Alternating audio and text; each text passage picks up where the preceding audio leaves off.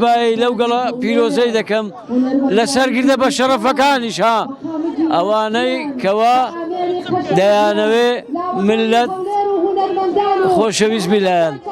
لێرەش داواکارین ئەو خۆشەویستانەی دەیانەوێ بڕۆن بۆ نەورۆز ئاگادار بن ژینگە پێش هەموو شتەچی دوای ئەوە پێشبڕچێ نەکەن.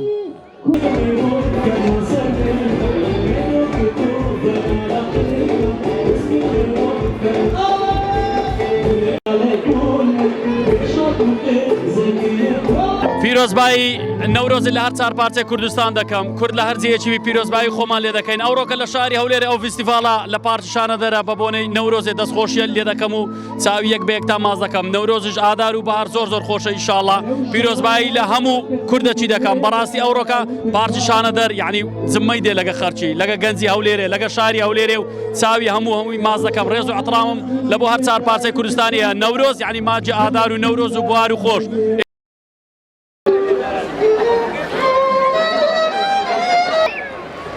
دەی بە سرود دەیڵێ